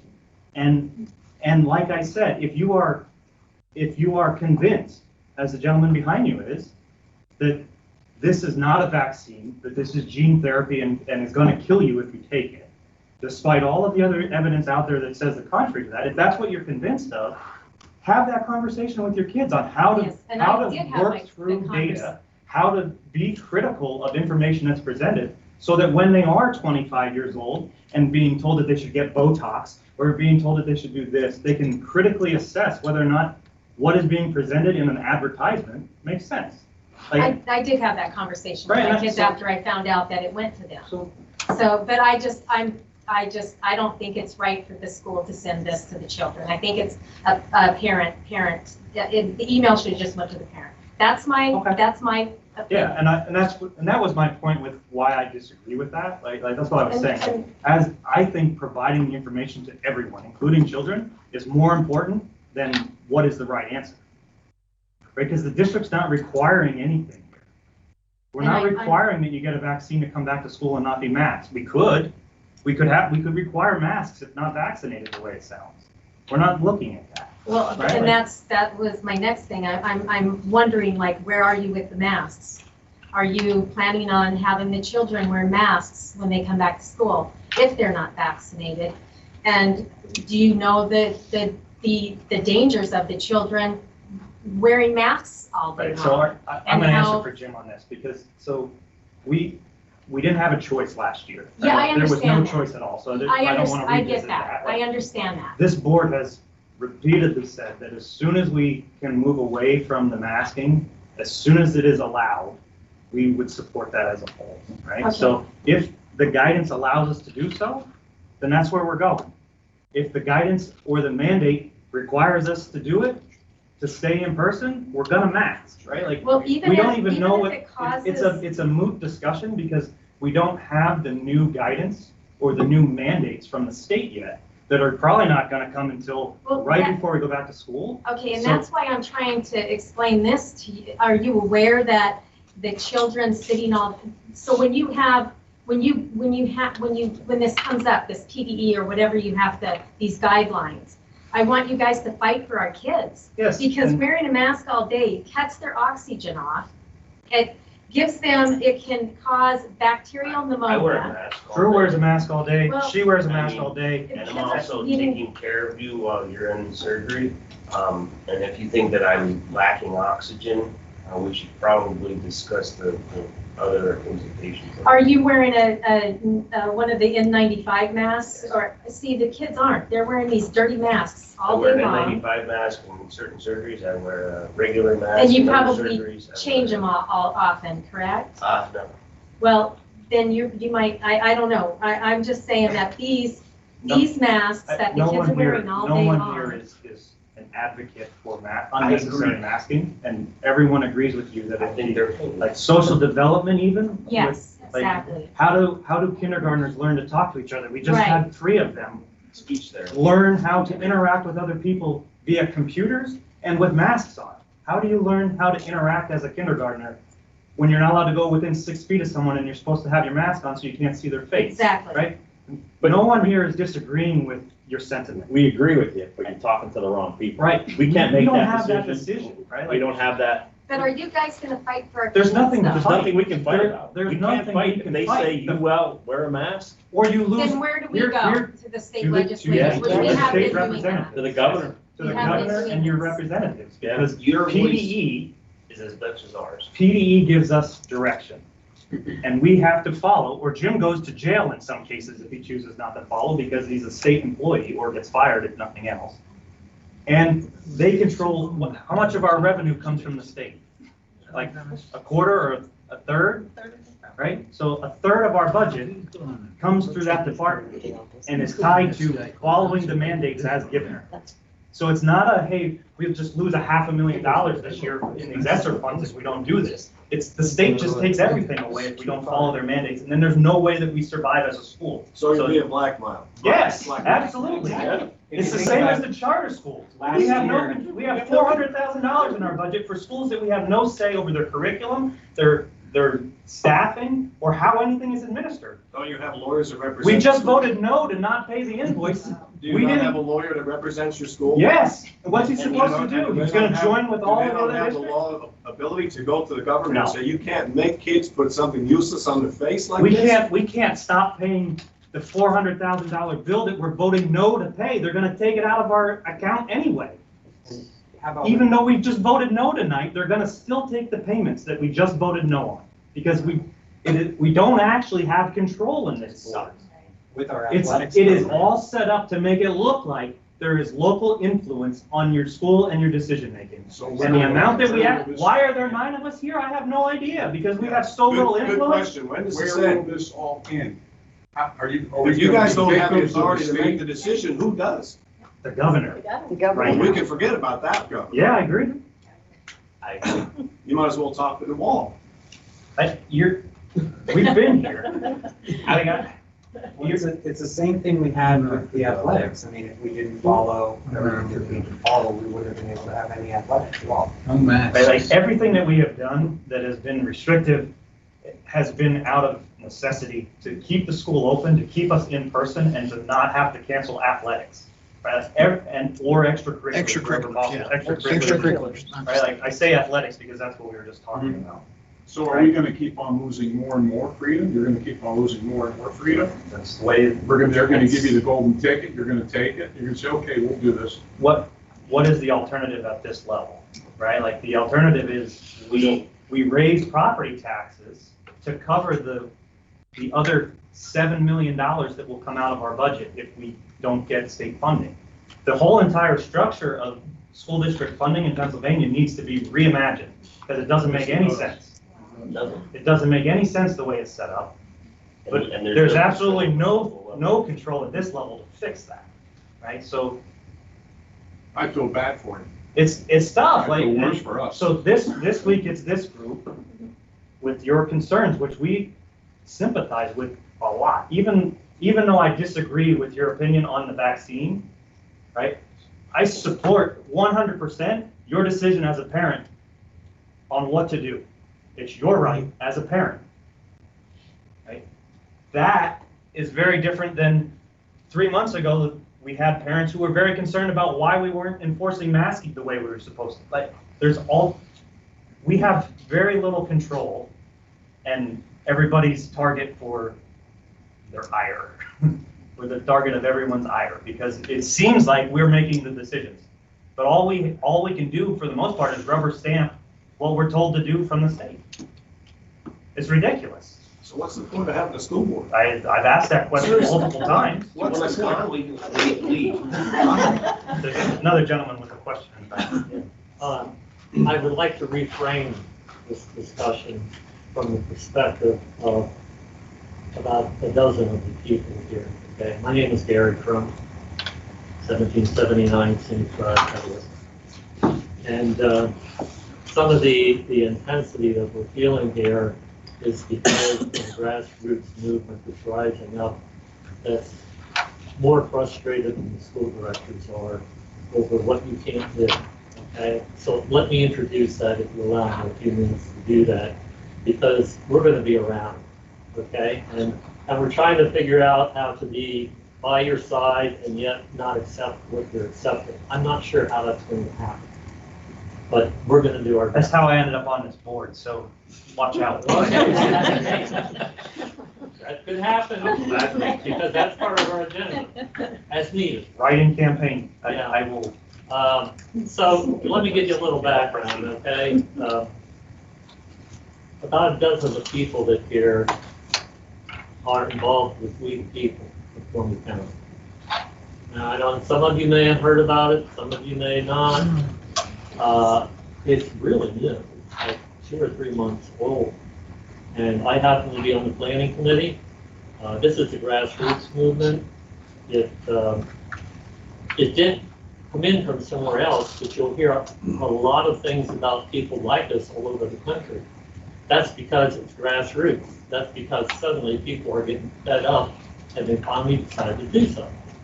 And that happened locally here in Columbia County. I'm including Northumberland County because some of Southern, of course, is in Northumberland County.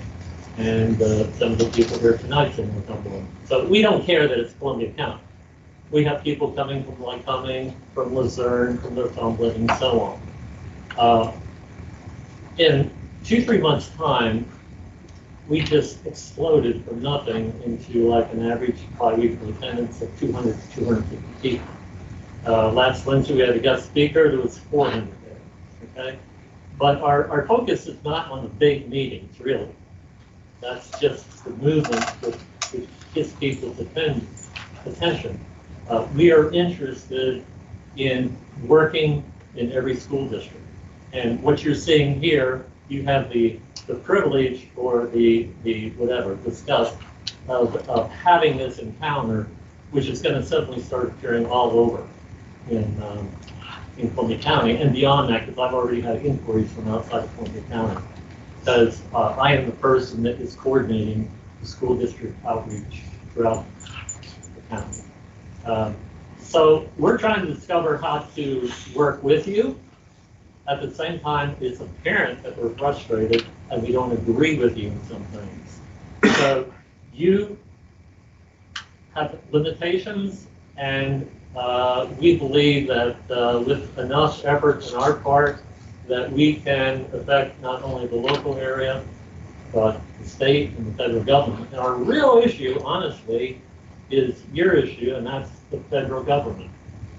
If we have not noticed within the last 20 years, there's been a creeping, call it what you want, socialism or whatever, but it is coming to the point which, in my opinion, appears to be tyranny, coming very close right now. And in the last few months, people started to stand up and say enough. And so we're not going to sit down and shut up anymore. We're going to stand up and we're going to talk, and we're going to make our voice heard. We're going to try to do it respectfully. It's a struggle, as it is for you. Yeah, absolutely. To be respectful in the process. That's our desire. So where are we at now? We are moving through the school districts in the county, and we are organizing and we are coordinating, and this 12 is going to be very small compared to what happens. It's not because we're great, it's because we've discovered that we've tapped into something that is extremely powerful, and what is happening is bigger than the people that's in it. And that's why this thing is going to explode, and it's going to grow, and it's going to hit the whole country. And it's probably going to be a crisis in some form. I hope not. But we can't have centralized, controlled tyranny over us. We can't do it. And we're saying, no, it's not going to happen. I'm not talking about you necessarily. You're hearing me. I know every one of you has some degree of recognition of what's going on in our nation. It's going to stop. And we're not going to shut up. And we're not going to sit down. And we don't know how we're going to answer all the questions. We don't know how we're going to address all the problems. But we're extremely serious about this. We the people, it's the first 3 words in the preamble of the Constitution. We believe that state rights is more important than federal rights. We believe that local rights is more important than state rights. We the people are we the people. We have some individual opinions about some things, but there is a platform that we are developing in every avenue of government, including the school districts. And we've already discussed it. We've met twice already. We already know what our platform is. You might know what some of it is. You'll find out what the rest of it is eventually. We're going to be watching. Because we the people believe that the parents and the taxpayers at the local school district level has the right to say what should happen with our children and what should happen on our watch. So you're going to hear about it. So, I mean, we had a rally in Bloomsburg a couple of weeks ago, 150 people at the square in Bloomsburg. How many organizations within 2 months' time is able to field 150 people to a rally in Bloomsburg? So the mask thing and the COVID shot thing, understand, is part of the big, I'm framing what's going on. It's not just about COVID. It's not just about COVID shots, although I agree with what our people said here, which you don't agree with, but that's okay. That's okay. But we don't want our kids, and we don't want to be forced to take a shot that we don't think is good for them. And I think I've made that very clear, that I agree with that it's your choice. And I want to note my recommendation that there's 2 basic sources of information in this nation. Okay? There's 2 basic sources of information. The one is out of the propaganda news in the major networks, which is controlled by big tech, and it's controlled by the federal government. It is the beginning of what happened in Nazi Germany. But there's also another source of information out there that's all over the place, that's rising up, that confirms what we're saying here. So we get in this argument because we're listening to different stories and we have different sources of information. I'm just suggesting that you listen to the other side of the story like we do. Because most people only know the propaganda news is out there. I can tell you that this board on the whole is not most people. You're looking at people who, a mix of business owners who actually figure out how to make things work day to day and have built things, medical professionals, educational professionals with doctorates, right, of all walks and sizes. I will say that this is a very interesting group of people that sit around this table, and a lot of what you say probably rings true in many ways for them, right? But then there's also the reality of we each took an oath to do this job and to execute the way this office goes, and there's very little we can do for a lot of the things that you're bringing up concerns here. So while I am by no means someone to say you shouldn't speak your mind in a public forum here, because I mean, before I was on this board, I was a rabble-rouser myself for quite a while at these meetings. About 2 years. For those who were sitting on the board at the time, I can tell you, I mean, I was removed from one of these meetings at one point because of it. It wasn't me. Right? Like, yeah. So, by no means will we ever stifle your ability to come here and speak. It's just if you actually want to see change, this is the wrong group. Because if there was anything we could do differently, we would be doing it. I agree with that in part, but there's this sneaking influence that infiltrates in that not everybody is watching carefully. Sure. And it affects curriculum. It of course affects the COVID issues here. And so we're going to be watching. We have a platform of issues that is major. We have asked for people to come out and be part of the discussion so the committee meetings are where the real work is done. So the public meeting, we come and we try to get through the agenda quickly so that we can move on to comment and these types of discussions. But like, if you actually want to be part of the discussion, I recommend committee meetings. Whichever committee meeting. Second Monday. They're all posted on the website. And that's a less formal setting for us. It's a more back and forth with whoever happens to be in the audience. If you have something germane to share, those are the meetings where we actually figure out what's going to be on this agenda to vote on and how it's going to go. And that's where, Steph gives us, here's what the curriculum changes look like, or the discussions around this, or any of your testing questions. Like just before this meeting, we spent a half hour for all the stuff that Bree reported about in her in her curriculum committee report, all the things that we covered, right? The questions on what kind of testing are we doing? Like we talked about, one of the questions was what state testing are we doing? We just talked about that in the committee meeting in some detail. Those are the forums where if you actually want to be part of shaping the discussion, it's more effective, because by the time we get here, it's either an up or down vote and we're moving on, right? So it's an after the fact criticism, which is fine, and entirely, if all you want to do is come out and be heard, that's great too. But if you want to be part of changing something, those committee meetings are where I'd recommend you show up. And I agree. In fact, if you ask some of these members, we have our communication systems, and even this afternoon, I was expressing that to some of them, that it's better to accomplish things in the way that you describe it. I mean, I called and spoke to Mr. Becker this morning for a few minutes, and that's the type of interaction I like. We were invited here the last day of school to come and meet with 4 of the teachers, curriculum director, and one of the principals. That was a very productive meeting. That was the beginning of our learning process. And we know we're early in the learning curve here because this is a huge task. We recognize that.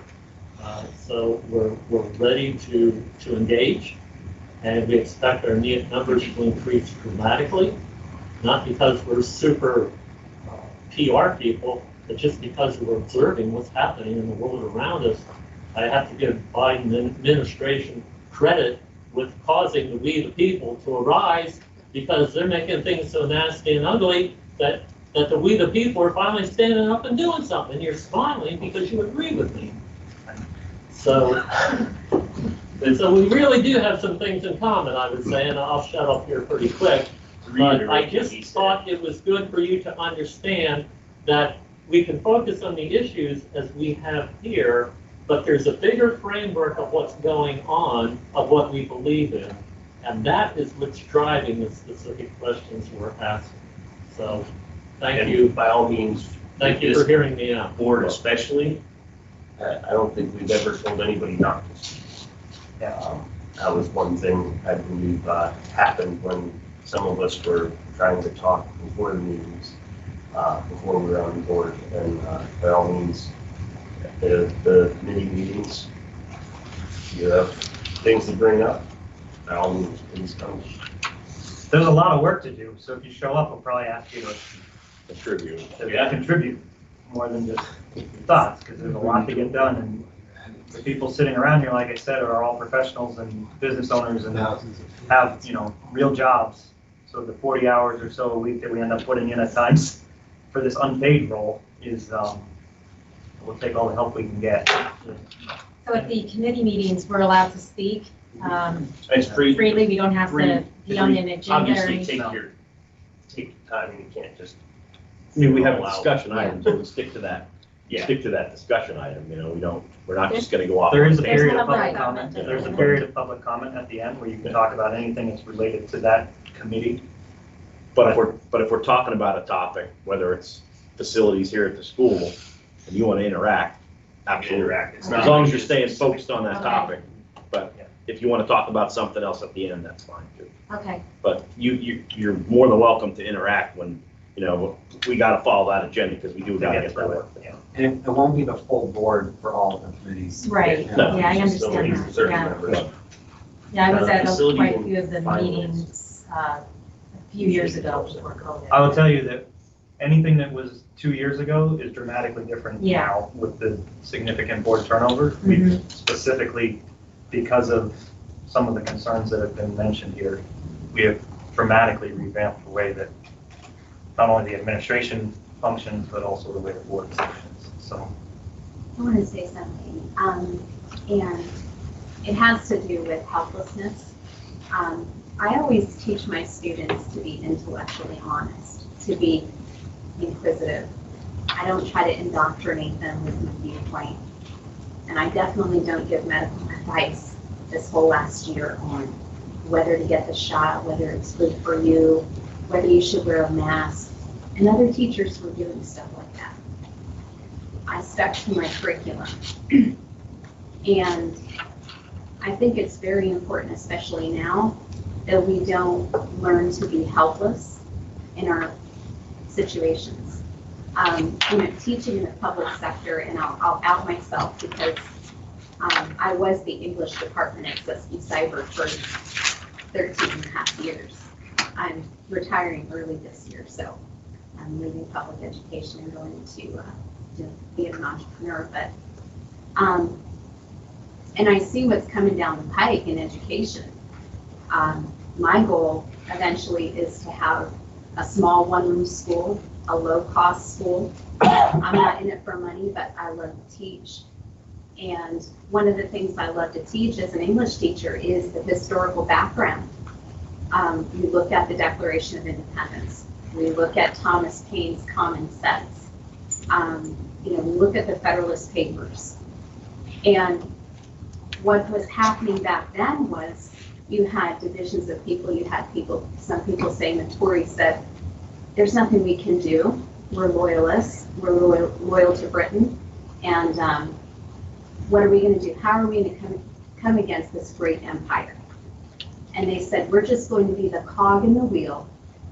We're just going to keep churning out tobacco and cotton and delivering back to Britain what it wants. We're going to be loyal people to obey all the rules because they're too big to fight. They're too big for us to combat. And then there were people that believed in the things that George Whitefield was preaching. And the first great awakening in this nation is what really inspired independence in the people. In the principles of John Locke and the principles that every individual has rights.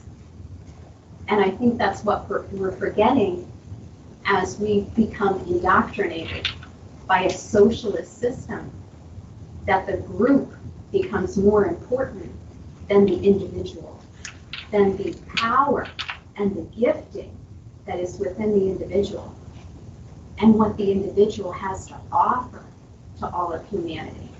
And that is why liberty is so important. Liberty is what gave us the great, amazing people in our history. Liberty is what gave us the ability to prosper, to have our businesses, to employ people, to make people's lives better. And if we were living in communist China, probably 3/4 of this room or half of this room would be in a prison camp right now. But that is where we're heading toward. And we need to be intellectually honest, to ask questions about what is behind the messaging that we're hearing, the popular messaging that we're hearing in mainstream news, in our curriculum, the free curriculum that's provided by the Gates Foundation, that's provided by a lot of these big globalist corporations, even in the language that we use to be part of a global economy, to be part of a global community. The individual is not important anymore. It's the collective group. It's where Where is the person in charge going to put you? And where are they going to decide you fit in? But those aren't the principles that our founders had. They believed that every individual had a right to choose. And I think we wouldn't have our nation if people weren't courageous to stand against tyranny and to stand against what was wrong. But the very first thing you needed to have was a common set of values. And if in this small community, we don't have a common set of values, then we're not going to agree. And I think that it just begins there with some few essential values that you hold true to, principles that you're not willing to violate for anything. If you believe that masking harms children, then you're going to stand. And just like Dr. King said, what did he say? We're willing to march together. We're willing to go to jail together. And what was his end? He was assassinated, yes, but he made an indelible mark on the world and for civil rights. And what is out there now is a doctrine of demons that violates everything Dr. King stood for. And we need to return to those values and say we're willing to stand for principle, willing to stand up for the most innocent people, our children. And we need to be intellectually honest to explore what is good and what is not. If somebody says this is dangerous, go and investigate why they're saying it's dangerous. And that's my piece on speaking. Does anybody else have any comment? I think we've all drawn a line in the sand somewhere for our own personal lives, morally, that we will not cross. And I think a lot of this gender stuff that's coming down the pike is going to be really hard for some people to just go along with, you know, and everyone's going to have to make a decision. How far are you going to go to what's being pushed on us? So give me liberty or give me death. That's how I feel. Anybody else have any comments? All right, motion to adjourn. So moved. Motion by Josh, Second. second by Cindy. All those in favor? We will be having an executive session afterwards to discuss personnel. All those in favor say aye. Aye. Those opposed. All right, thank you.